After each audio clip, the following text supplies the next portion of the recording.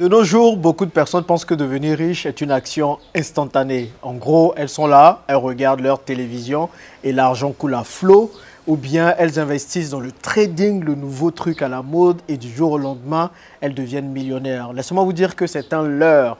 Parce que devenir riche est un processus qui peut être long, fastidieux, sémé d'embûches, mais dont le résultat est très palpitant et très rémunérateur.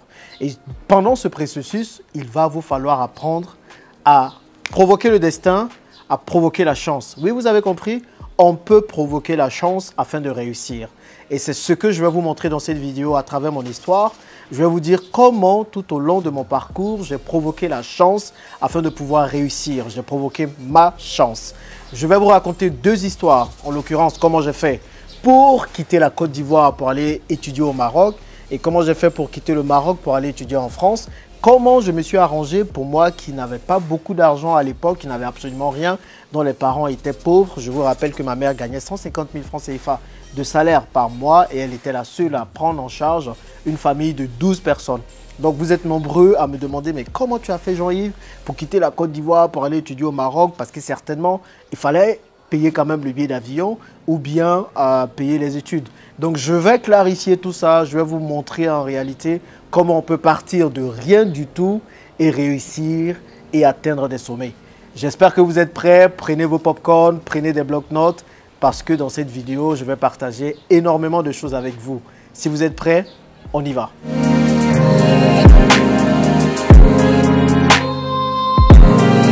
Et pour ceux qui nous rejoignent pour la première fois, je m'appelle Jean-Yves, multi-investisseur en Afrique principalement, où je me trouve actuellement, en France et à Dubaï. Et ma passion, c'est de voir le maximum d'Africains possible réussir et gagner beaucoup d'argent grâce à leurs investissements pour réaliser leurs rêves, que je l'espère, pour ceux qui sont dans la diaspora, de revenir vivre en Afrique. Donc je partage du contenu de qualité sur toutes ces thématiques. Si cela vous intéresse, n'hésitez surtout pas à vous abonner en cliquant sur le petit bouton rouge qui s'affiche en bas et surtout activer la cloche de notification pour être informé de la publication de chaque nouvelle vidéo ici. Donc aujourd'hui, on va parler de comment devenir riche ou bien de comment sortir de la pauvreté. Je pense que les Africains sont nombreux à être encore dans la pauvreté. Les éveils de conscience se passent au fur et à mesure, ouais, ça commence à naître. Beaucoup de personnes commencent à prendre conscience qu'il faut qu'on gagne beaucoup d'argent dans la communauté parce que c'est le seul moyen de nous faire respecter. Mais encore des personnes qui sont à la traîne, des personnes qui se posent des questions, qui ne savent pas comment devenir riches et qui attendent paisiblement que les choses arrivent à elles. Moi, je vous dis que c'est la plus mauvaise des techniques d'attendre que les choses arrivent à vous. C'est à vous de provoquer les choses et de faire en sorte qu'elles arrivent. Vous avez vu, hein, j'ai partagé dans la vidéo d'hier le quartier dans lequel j'ai grandi, la famine dans laquelle on était quasiment. Bon, famine, c'est un grand terme quand même, mais en tout cas, les conditions dans lesquelles on est. Il nous arrivait parfois de ne même pas avoir à manger pendant une journée ou bien d'avoir l'électricité qui se coupait sur nous parce qu'on n'avait pas les moyens de payer les factures. Donc, je veux vous montrer qu'on peut vivre dans ces conditions et puis réussir. Donc, si toi également, tu es dans une condition difficile aujourd'hui et que tu te demandes est-ce qu'il est possible pour toi de réussir, j'ai envie de te dire que oui, c'est possible. Peut-être que tu es dans le salariat, tu n'arrives pas à voir le bout de ce que tu es en train de faire. Tu n'es pas heureux, tu n'es pas satisfait, c'est difficile pour toi, tu n'arrives pas à joindre les deux bouts. Eh bien, à travers cette histoire, tu vas comprendre comment provoquer ta chance et comment saisir les opportunités.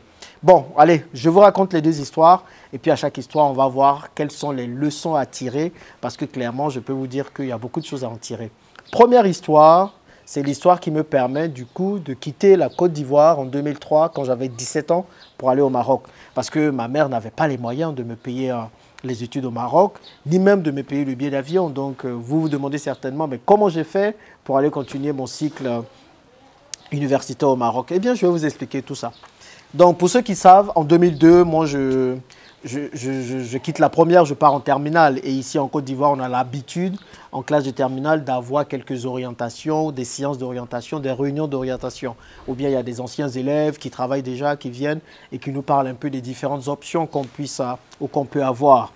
Donc en 2002, moi, en étant en terminale, il y avait une option principale que tous les élèves à peu près de terminale veulent quand ils passent le bac. C'est de pouvoir aller dans la meilleure des écoles ici en Côte d'Ivoire, qui est l'Institut national Félix Houphouët-Boigny de Yamoussoukro. Donc, tous les intervenants, les anciens élèves, ils nous parlaient de cette école, qu'elle était bien, de cet institut, super. Donc, moi, je ne rêvais que de ça. Moi, je ne comptais absolument pas partir de la Côte d'Ivoire. J'aimais trop mon pays pour aller ailleurs. Donc, je me disais, moi, je vais rester en Côte d'Ivoire et je vais partir dans cet institut-là. Donc, 2002-2003, je suis en terminale, je bosse comme un malade. Je vous ai déjà raconté ça. Je passe énormément de nuits blanches parce que je me dis, je vais avoir le bac avec mention bien. Et c'est cette mention qui me permet du coup d'aller à l'Institut national Félix Houphouët-Boigny, la première école de Côte d'Ivoire. Donc, 2003 arrive, je passe le bac, j'obtiens le bac avec mention, c'est super, tout se passe bien. Et donc, je postule pour pouvoir aller à l'INPHB. Mais vous vous rappelez, 2002-2003, c'est là que la Côte d'Ivoire a été attaquée par des assaillants. Le pays est coupé en deux. On ne sait pas trop ce qui va se passer. Il y a tellement d'incertitudes que beaucoup de personnes se posent des questions sur l'avenir de l'école, si est-ce que vraiment on va partir à l'école et tout ça. Et moi, à 17 ans à l'époque, j'avais 17 ans en 2003, je regarde ça et puis je me dis, bon, il faut que je fasse quelque chose. Parce que je ne peux pas compter que sur l'INPHB.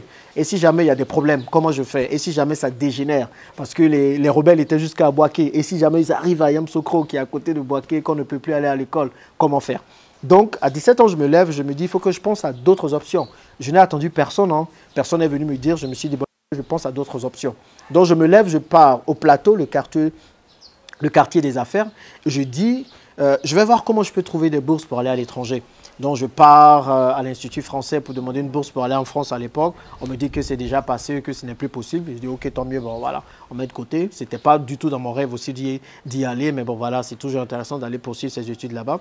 Je pars après au ministère des Affaires étrangères, ici en Côte d'Ivoire, pour aller voir un peu les différentes bourses des différents pays. Donc, je vois et je postule pour la bourse de l'Algérie. On m'envoie vers les bons canaux. Donc, j'y vais, je postule pour la bourse de l'Algérie, je postule pour la bourse de la Tunisie, la bourse du Maroc. Le Canada, c'était un peu trop tard. Vous savez, les Canadiens, c'est beaucoup de paparazzi. Il faut s'y prendre 10 ans à l'avance. Donc, voilà, c'était perdu. Donc, je m'en vais, je fais ça. L'Algérie, je crois que ça prend un peu de temps. Je pense que je n'obtiens pas la bourse. La Tunisie, c'est pareil. Et le Maroc, ça marche.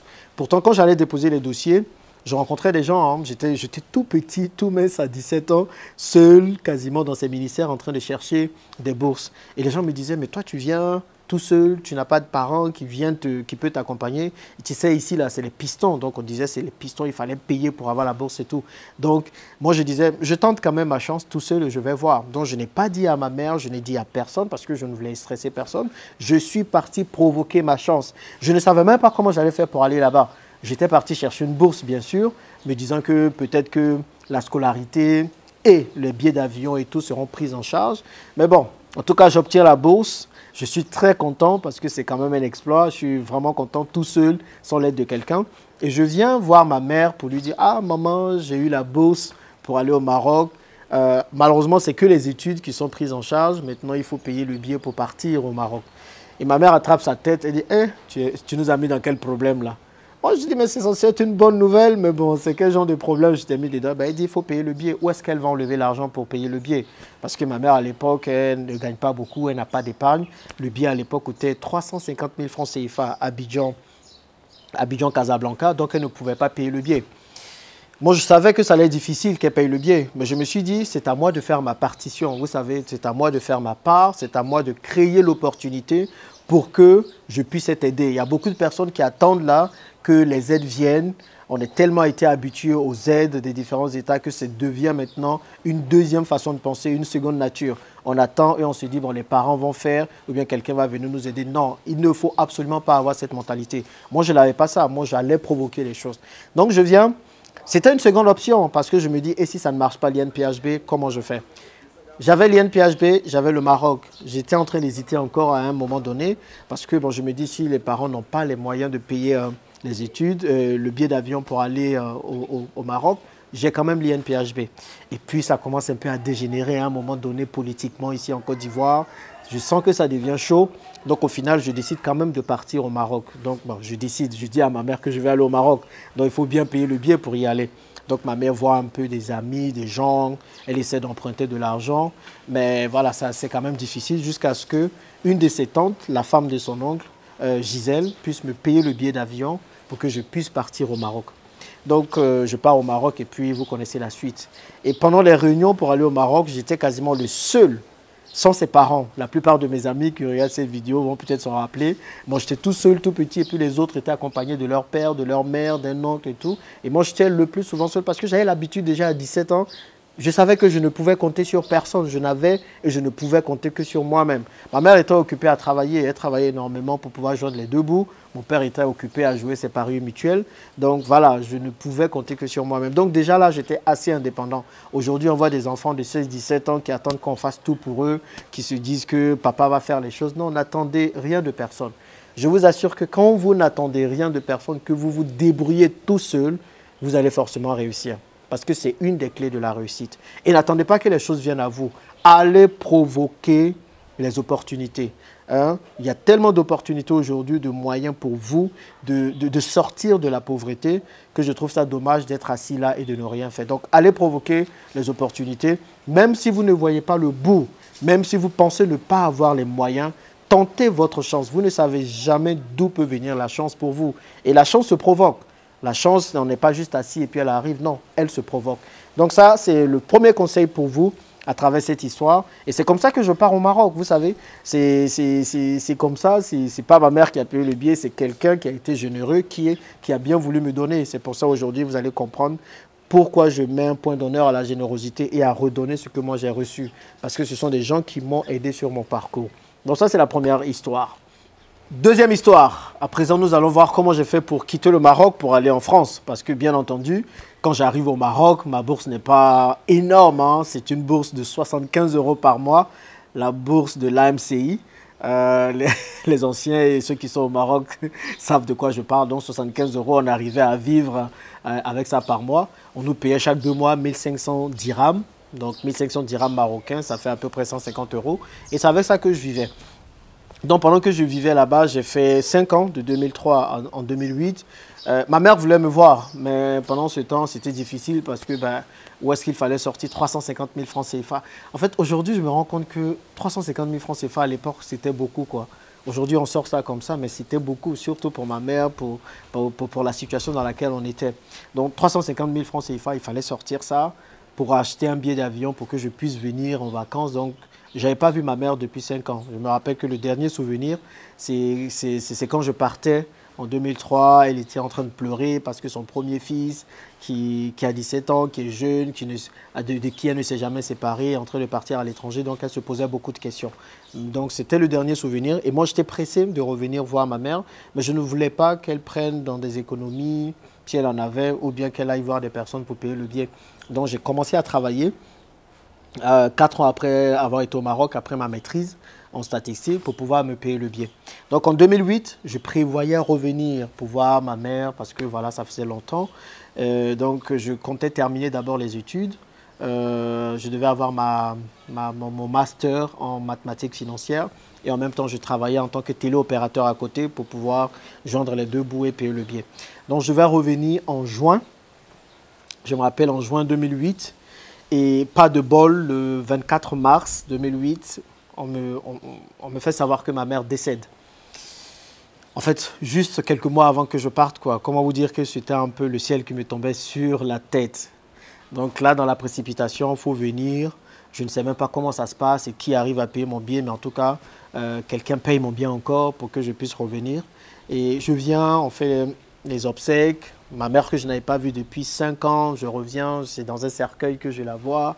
C'était quand même assez difficile, hein. J'aurais pu abandonner. C'est une période très noire de ma vie. Je n'en parle pas beaucoup, mais voilà, ça m'a vraiment un peu traumatisé. Donc dans ce traumatisme-là, je viens et puis voilà, je me pose des questions sur mon avenir. Qu'est-ce que je vais faire? Bon, je voulais déjà revenir en Côte d'Ivoire, je voulais vraiment revenir vivre auprès de ma mère. Mais en même temps, moi, j'ai toujours une deuxième option. C'est important d'avoir des plans B. J'avais envie d'être ingénieur. J'avais toujours eu ce rêve-là. Donc, je me disais, il fallait que j'aille en France pour être ingénieur, juste pour les études. À l'époque, je ne savais pas comment j'allais faire. Franchement, je ne savais pas comment j'allais faire, qui allait m'y emmener. Mais j'ai postulé quand même. à l'École nationale des statistiques en France, depuis le Maroc. J'ai dit, je postule et puis on va voir ce qui se passe. Il y a d'autres personnes qui ont leurs parents en France, là, qui attendent que leurs parents en France fassent tout, et même les inscriptions, et puis eux, ils vont juste aller étudier. C'est pas ça. Moi, j'ai postulé, je ne savais pas comment j'allais faire pour y aller, mais quand même, j'ai fait ma partition. Donc, on fait les obsèques de ma mère.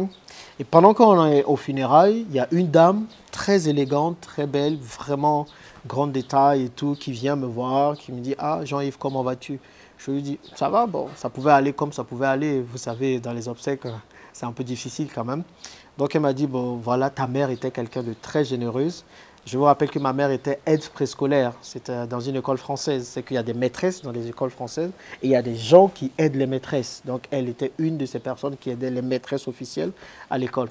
Donc, et ma mère donnait aussi des cours de répétition à quelques enfants. Du coup, la dame vient me voir et me dit bah, écoute Jean-Yves, ta mère était bien gentille avec notre fils, il aimait énormément, elle lui donnait des cours de répétition, il était très attaché à elle. Donc l'annonce de son décès nous a aussi fait un choc. Donc voilà, quand tout va finir, viens nous voir parce que vraiment nous on veut pouvoir t'aider comme ta mère a aidé notre fils. Voilà, si je suis là aujourd'hui, vous le savez déjà, c'est beaucoup grâce à ma mère. C'est pour ça que je ne peux pas l'oublier, quoi. Donc, on finit les obsèques, on enterre ma mère, période très difficile, très noire. Je suis à Abidjan, bah, je ne vois pas d'issue, donc je me dis, bon, je dois repartir au Maroc parce que c'est mars là, pour aller terminer les études, avoir le diplôme et revenir. Donc, je pars voir la dame. Elle habite à Vridi. Donc, on part, je pars avec une tante, on arrive chez la dame, une grande maison, on rentre dans la maison, c'est une vaste maison, donc tu sens qu'il y a de l'argent, quoi, que c'est pas n'importe qui. Donc on rentre, on arrive au salon, on s'assoit, la dame vient nous voir, elle dit « Ah, comment ça va? Est-ce que ça s'est bien passé et tout ?» Ben voilà. Moi, je suis intrigué parce que je me demande « Mais c'est qui cette dame ?» et tout. Et donc, on arrive dans le salon et puis à un moment donné, le mari de la dame arrive. Bon, je savais déjà un peu c'était qui, j'ai fait quelques recherches, mais pour l'histoire, je le dis comme ça. Donc le mari arrive, hyper imposant, il vient, il me dit « Bonjour Jean-Yves, comment ça va et tout ?» Et il s'avère que ce monsieur, c'était monsieur Gossio.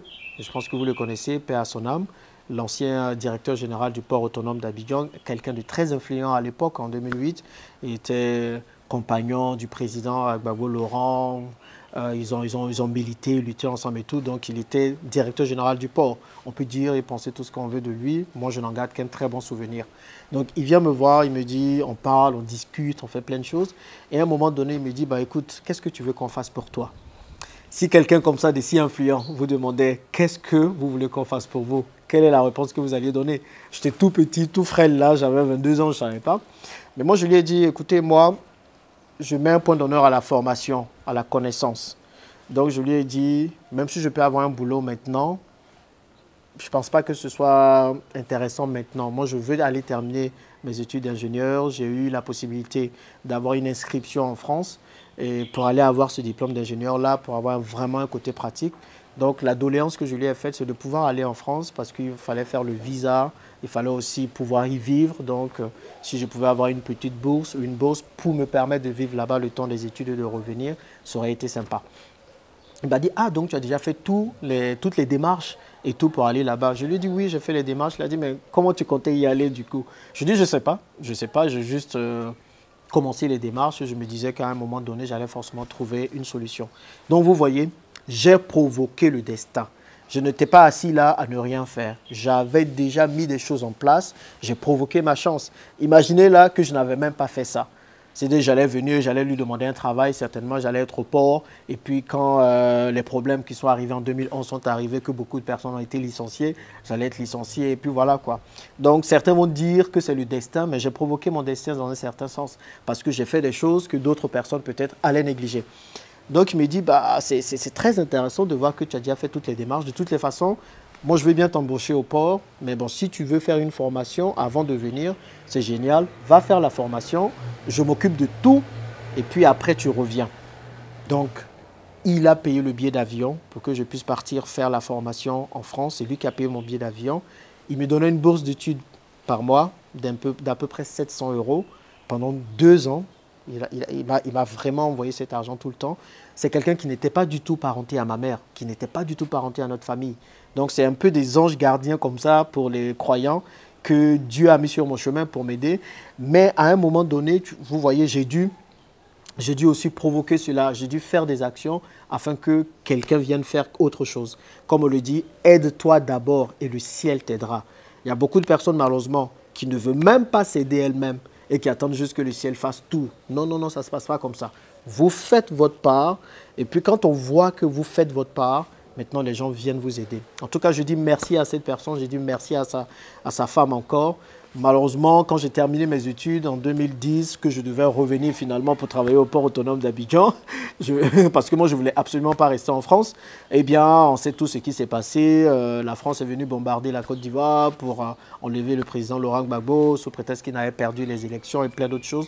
On ne parle pas de politique là. Et donc, du coup, qui dit que Laurent Gbagbo n'est plus là, tous ses partisans qui étaient dans les postes clés du pays, bah, écoutez, ils ont été aussi enlevés. Donc, moi, je reviens au port, je dis, ben, normalement, j'avais déjà un poste ici. On m'a dit, écoute, petit, il n'y a plus de poste pour toi ici. Ton poste est parti avec l'ancien DG. Donc, c'est comme ça que je suis obligé de rester en France pour avoir de la, comment je peux dire, pour avoir de l'expérience avant de revenir. Donc, moralité de l'histoire, dans chaque situation, apprenez à vous aider vous-même. Apprenez à créer les opportunités. Apprenez vraiment à créer la chance. N'attendez pas que les choses viennent des gens, parce que les gens ne vont peut-être pas vous aider.